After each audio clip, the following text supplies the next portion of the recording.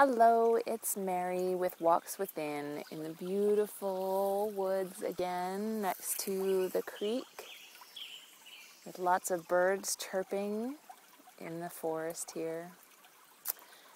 Last week I shared with you how I got interested in paganism, and this week I thought I'd share with you kind of how I became a priestess. While I was in university and even high school, I didn't have a whole lot of time for much other than my studies. I didn't do any other research. I didn't get involved in any kinds of groups or anything while I was still in school because school was my focus.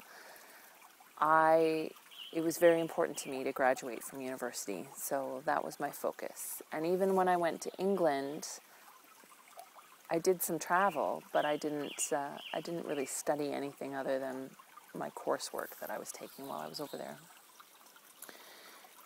When I came back from England, I still had a year left of university, and during that time is when the man that is now my husband and I started dating.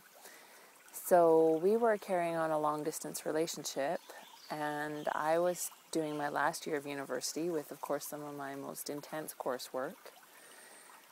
He was in the military at the time, and so that really consumed all of my time. And towards the end of the year, well, in January, he brought me out to BC for what we call the seduction tour. And not that he was seducing me, but that he was letting the beautiful scenery of British Columbia seduce me. And so when I graduated and he ended his term in the military, we got married and we moved out to BC. And for the first almost a year that we lived out here, I wasn't able to work because I am a U.S. citizen. So I did some volunteer work, and I also started looking things up on the internet and going to the library and seeing what else I could find on this subject of paganism and Wicca and goddess spirituality. And lo and behold, on some internet site, I found a connection to a woman who lived in Vancouver, and it turned out that she did women's spiritual circles. So I started going to those every month, and it felt so wonderful to me to have a group of women connecting with the goddess spirituality. And it really was a time for me that filled me up. I felt lighter after these circles. And a couple years later, like a couple years on, I had my first child, my first son. And then my husband got a job on Vancouver Island. And so we were moving from Vancouver to the island. And I was sad. I was grieving that I wasn't going to have this group, this connection with all these other women, and this time to fill my soul every month. I said to my husband, what am I going to do? How am I going to find another group? What if I can't find another group? And he said, well, you'll just have to start your own. And of course, at that time, I said, I could never do that. I don't have the experience. I don't have the knowledge. There's no way I could do that. Well, we moved over in May, the end of April, beginning of May, and I started looking for a group. And I went to the local metaphysical bookstore and took some classes through the community center. And I did start meeting some people who were interested, but they didn't know of any groups. They kept saying to me, I don't know of anything, but if you start one, I'll come. The other thing I noticed over this, that summer, was that I got really distracted in doing things around the house, doing things for my son, and I wasn't doing the work that I wanted to be doing for myself. I wasn't doing the learning.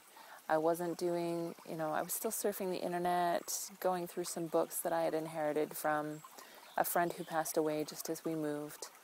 But I wasn't really doing the work. I'd think, oh, the full moon is coming up. I need to do a little ritual for myself. Or the summer solstice is coming up. I need to do some kind of ritual for myself. And then I'd get distracted by daily life and suddenly realize that the full moon or the summer solstice or whatever it was last week and I missed it again. So I finally decided that if I were going to do the work that I needed to do for myself, that I wanted to do the learning for myself, that I wanted to celebrate in this way, that I was going to have to start this group so that I would have other people depending on me. Because when I had other people depending on me, then I do the work that I wouldn't necessarily do just for myself. Then I had a deadline that I had to complete it by. Whereas if it was just for myself, it's like, oh, well, I'll do that next month. I'll do that next week. And I could more easily put it off than if there were actually people that I was going to be presenting information to or sharing information with at a ritual. And so in September, late September of 2000, the year that we moved over, is when I did my first circle. And I was so nervous and so scared because there were a couple of women there who'd been practicing and doing ritual on their own for years and years and years. And so here I was, this complete newcomer, leading a ritual for them. And I was so scared, and it probably had some minor glitches, but it turned out well, and I learned a lot. And so what I decided to do was to choose a different goddess each month to learn about, to work with. And that's how I started the circle, and just slowly, word of mouth, built a group of women who were coming regularly. And yeah, I learned a lot about the different goddesses, and that's where the meditations started, because in the circle that I attended in Vancouver, we had a meditation every month. And when I started researching these goddesses, I wanted to include the meditation because that's what my experience had been. I was basing my circle on the circle that I had attended in Vancouver. And I wanted to include meditation because, again, it was my experience. And try as I couldn't find a lot of guided meditations on the internet. Or if I did find them, they weren't necessarily the message that I thought needed to be shared. And so I started writing my own guided meditations. So the goddess meditations, the walks with the goddess on the website, are some of my earliest guided meditations that grew out of the spiritual circle. So that's how I became a priestess, and I didn't even accept that title for myself. I was just the one who led the circle, which admittedly is what a priestess is, but the people who attended the circle are the ones who gave me that title long before I accepted it for myself. So that's how I became a priestess. And next week I'll share with you how that women's circle evolved into an affiliate with the Aquarian Tabernacle Church of Canada. Thanks for listening. Have a wonderful and blessed week.